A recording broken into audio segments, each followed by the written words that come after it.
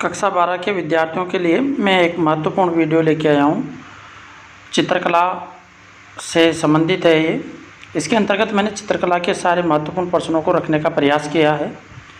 आपको ये वीडियो बहुत ही अधिक पसंद आएगा और आपके बोर्ड एग्ज़ाम के लिए अति महत्वपूर्ण होने वाला है। इस वीडियो को अगर रीट वाले विद्यार्थी देख रहे हैं या कोई भर्ती जैसे अपन राजस्थान शिक्षक भर्ती, कोई सी भी भर्ती वाले हो, तो उनके लिए भी ये बहुत ही महत्वपूर्ण वीडियो है। आप इसको अंत तक ज़रूर देखिएगा, जो आपके बोर्ड एग्ज़ाम के लिए और साथ में कंपटीशन एग्ज़ाम के लिए बहुत ही महत्वपूर्ण हो।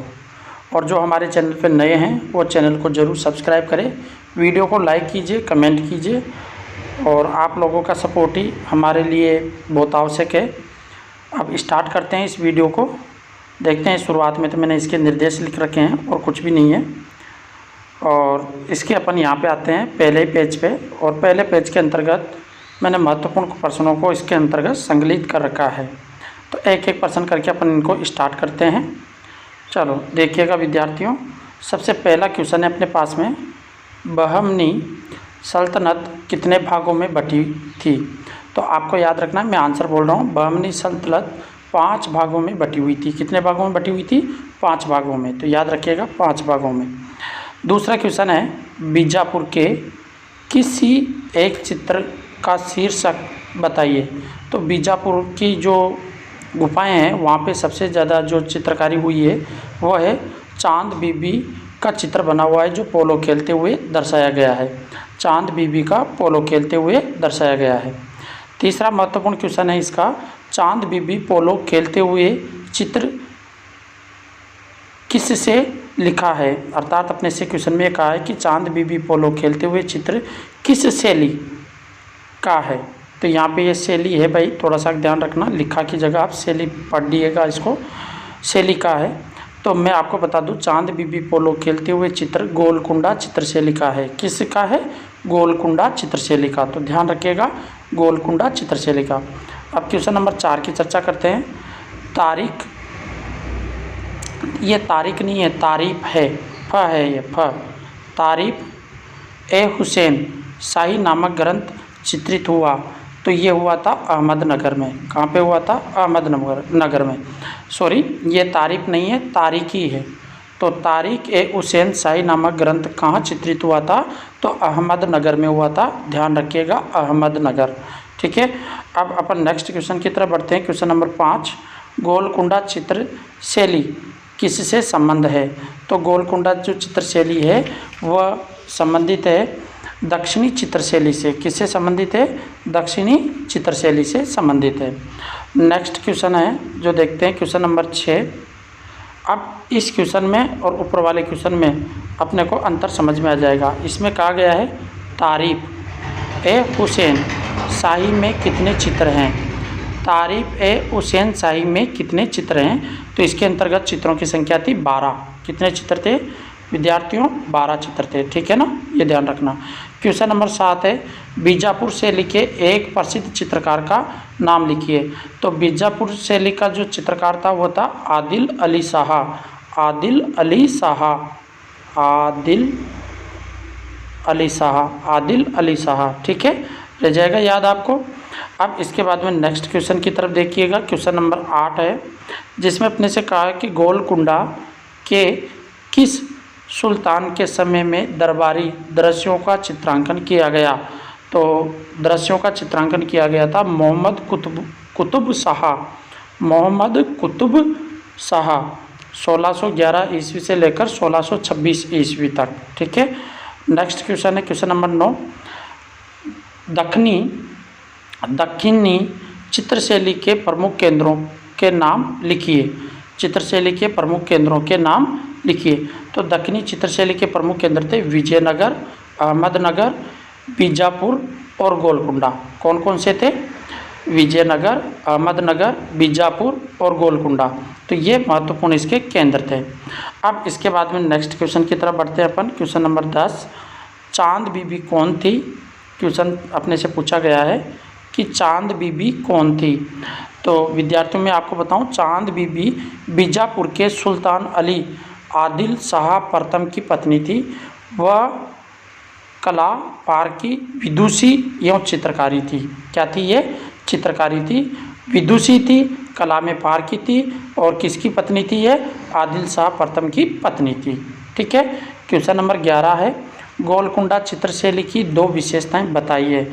तो गोलकुंडा चित्रशैली की दो विशेषताएं अपन बता सकते हैं। पहली तो है चित्रों में चेहराई गुलाबी मानव आकृति के परिधान नीले व हरे रंग का सफ़ेद चित्रण किया गया।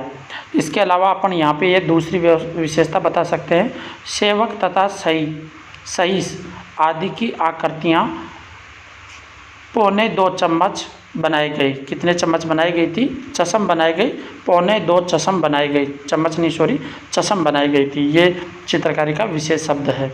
नेक्स्ट क्वेश्चन है क्वेश्चन नंबर 12, दक्षिणी शैली की दो प्रमुख विशेषताएं बताइए या प्रमुख विशेषताएं बताइए। तो दक्षिणी शैली की प्रमुख विशेषताएं, पहली, दक्षिणी शैली के चित्रों में अत्यधिक परंपरागत पारसी ढंग की आकृतियाँ बनाई गई है। दूसरी विशेषता है चित्रों में चमकदार लाल, नीले, पीले तथा सफ़ेद रंगों की प्रधानता अधिक है। ठीक है, तो ये भी इसमें कहा गया है। इसके बाद में नेक्स्ट क्वेश्चन नंबर 13 है, इसके बारे में देखिएगा, जहांगीर कालीन प्रमुख चित्रकार कौन कौन थे, उनके अपने को नाम बताने हैं। तो जहांगीर काल में जो प्रमुख चित्रकार थे उनके नाम हैं मनोहर, उस्ताद मंसूर, अकारिजा हसन, बिशन दास और गोवर्धन आदि, ये सब महत्वपूर्ण चित्रकार थे।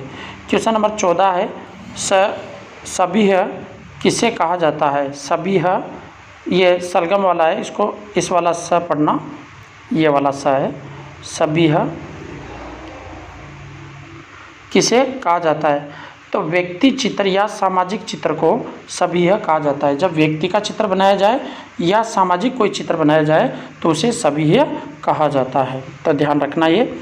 अब इसके बाद में देखिएगा नेक्स्ट जो अपना क्वेश्चन आ रहा है, क्वेश्चन नंबर 15, इसके बारे में भी अपन चर्चा करते हैं।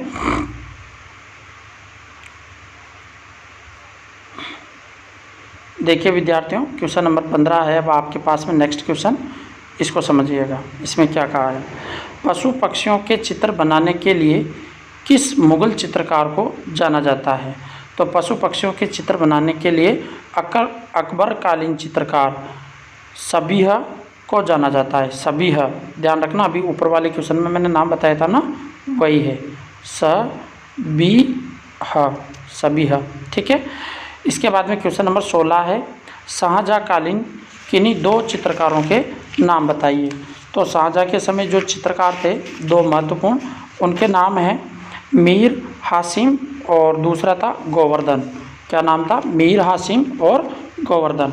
इसके बाद में देखिएगा नेक्स्ट क्वेश्चन है क्वेश्चन नंबर 17, कबीर और रैदास चित्र किस चित्रकार ने बनाया था। तो कबीर और रैदास का जो चित्र है वो बनाया था उस्ताद फ़कीर उस्ताद फ़कीर उल्लाह। ठीक है। इसके बाद में क्वेश्चन नंबर 18 है, समझिएगा, मुग़ल चित्रकला का स्वर्ण युग किसके शासनकाल को कहा जाता है। तो मुग़ल चित्रकला का स्वर्ण युग जहांगीर के शासनकाल को कहा जाता है। किसके शासनकाल को कहा जाता है? जहांगीर के शासनकाल को कहा जाता है। क्वेश्चन नंबर 19 है, बाबर की आत्मकथा का नाम लिखिए। तो बाबर की आत्मकथा थी तुझके बाबरी। क्या नाम थी? तुझके बाबरी या बाबरनामा भी अपन इसको कह सकते हैं। तो तुझके बाबरी या बाबरनामा। क्वेश्चन नंबर 20 है, बाज का चित्रण किस चित्रकार ने किया था। तो बाज का जो चित्र बनाया था वो बनाया था उस्ताद मंसूर ने। किसने बनाया था? उस्ताद मंसूर। ठीक है ना, उस्ताद मंसूर ने बनाया था। इसके बाद में अपने पास में नेक्स्ट क्वेश्चन है क्वेश्चन नंबर 21, इसको आप समझिएगा। इसमें अपने से कहा गया है कि दारा शिकोह की बारात का नामक चित्र की रचना किस पद्धति में की गई। तो दारा शिकोह की जो बारात है उस चित्र की रचना टेम्परा पद्धति में की थी। टेम्परा किस पद्धति में की गई थी? टेम्परा पद्धति में, ठीक है ना, तो टेम्परा पद्धति में किए गए। इसके बाद में नेक्स्ट 22वां क्वेश्चन है, उसको देखिएगा। उसमें कहा गया है शाहजहाँ के समय के 4 चित्रकारों के नाम बताइए। तो शाहजहाँ के समय 4 चित्रकार थे, फ़कीर उल्लाह, दूसरा था मीर हासिम, तीसरा गोवर्धन और चौथा महमूद नादिर। कौन था? महमूद नादिर। ये 4 चित्रकार थे। क्वेश्चन नंबर 23वां है, अमीर हमजा, आधा म है भाई, ये ध्यान रखना। अमीर हमजा चित्रावली क्या है? ये थोड़ा सा गलत हो रहा है, इसको आप सुधार लेना। तो अमीर हमजा चित्रावली क्या है? तो सुनिएगा, हुमायूं के संरक्षण में अमीर हमजा नामक साहसिक कहानी का चित्रण मीर सैयद अली तथा ख्वाजा अब्दुस मद द्वारा किया गया। ये चित्र पारसी शैली में तैयार किए गए थे। कौन सी शैली में किए गए थे? पारसी शैली में। अब इसके बाद में नेक्स्ट क्वेश्चन है, क्वेश्चन नंबर 24। इसमें कहा है पुरुका राफेल किस चित्रकार को कहा जाता है? तो पुरुका राफेल बिजहाद को कहा जाता है। बिहजाद, ध्यान रखना, बिहजाद को कहा जाता है, बिहजाद को कहा जाता है पुरुका राफेल चित्रकार। इसके बाद में देखिएगा क्वेश्चन नंबर अपने पास में 25 है, इसको समझिएगा। इसमें कहा गया है अपने से मुग़ल चित्रशैली के प्रमुख विषयों का उल्लेख कीजिए। तो मुग़ल चित्रशैली के प्रमुख विषय थे कि अपने ये कह सकते हैं भारतीय एवं अभारतीय पौराणिक कथाओं का वर्णन करना, ऐतिहासिक प्रसंगों को बनाना, पुस्तकों के प्रसंगों, युद्ध व शिकार, धार्मिक दरबारी दृश्य, व्यक्तित्व चित्रण आदि को अच्छे तरीके से दर्शाया गया था और विषय थे ये, ठीक है। क्वेश्चन नंबर 26 है, अकबर के काल में चित्रित बाबरनामा का वर्णन कीजिए। तो अकबर के काल में जो बाबरनामा था उसका वर्णन अपने को करना है। तो इसमें देखिएगा बाबरनामा के अंतर्गत जो चित्रावली बनी हुई थी बाबरनामा की, इसके अंतर्गत 183 चित्र थे। कितने चित्र थे? 183। सबसे पहले बात तो ये ध्यान रखना, 183 चित्र थे, जिन्हें 48 चित्रकारों ने चिन्हित किया था। कितने चित्रकारों ने बनाया था? 48 ने, 48। इन चित्रों में आकृतियों की बनावट तथा एक चश्म चेहरे पारसी शैली के हैं, किंतु सपाट रंगों का प्रयोग भारतीय शैली के प्रतीक हैं। अर्थात इसमें जो सपाट रंग का प्रयोग किया गया था वो भारतीय शैली के आधार पर किया गया था। क्वेश्चन नंबर 27 है, गोवर्धनधारी कर्षण नामक चित्र का निर्माता कौन था? गोवर्धनधारी कर्षण नामक चित्र का निर्माता, अर्थात श्री भगवान कृष्ण जी जब गोवर्धन पर्वत को उठाए हुए थे तो उसका चित्र बनाने वाले चित्रकार का नाम बताना है। तो अकबर कालीन प्रसिद्ध चित्रकार मिस्किन ने गोवर्धनधारी कृष्ण का सुंदर चित्रण किया था। किसने किया था? मिस्किन। मैंने यहाँ पे लिख रहा हूँ, आप देखना इसको, मी आधा स की न, मिस्किन, ये नाम था उसका, ठीक है ना। अब लास्ट इसका 28वां क्वेश्चन है, राजस्थानी चित्रशैली का उद्भव और विकास किन शैलियों में माना जाता है या किन शैलियों से माना जाता है? तो राजस्थान की जो चित्रशैली है जिसका विकास हुआ है उसके लिए महत्वपूर्ण जो शैलियाँ थी उनके अंतर्गत सबसे ज़्यादा आती है अपन ये कह सकते हैं कि जैसे 15वीं शताब्दी के अंतर्गत विकसित हुई थी और साथ में राजस्थान चित्रशैली का इसका संज्ञान दिया गया था, संज्ञा। और कुछ विद्वानों ने राजस्थान में पनपी चित्रशैली को राजपूत चित्रशैली का नाम भी दिया था। क्या नाम दिया था? राजपूत चित्रशैली का नाम भी दिया था। अब नेक्स्ट क्वेश्चन नंबर 29 की तरफ अपन बढ़ते हैं और क्वेश्चन नंबर 29 में क्या कहा है देखिएगा, राजस्थान चित्रशैली की विभिन्न शैलियों के नाम लिखिएगा। तो राजस्थान की जो चित्रशैली है उसमें विभिन्न शैलियाँ थी, एक तो मेवाड़ स्कूल या मेवाड़ शैली, मारवाड़ शैली, हाड़ौती शैली और मेवात शैली, 4 तो ये थी, ठीक है ना। तो इनको ध्यान रखना, मेवाड़, मारवाड़, हाड़ौती और मेवात शैली। नेक्स्ट क्वेश्चन है, मेवाड़ चित्रशैली के प्रमुख चित्रकार कौन थे? तो मेवाड़ चित्रशैली के प्रमुख चित्रकार थे विद्यार्थियों मनोहर, शहाबुद्दीन और नसरुद्दीन। कौन कौन थे?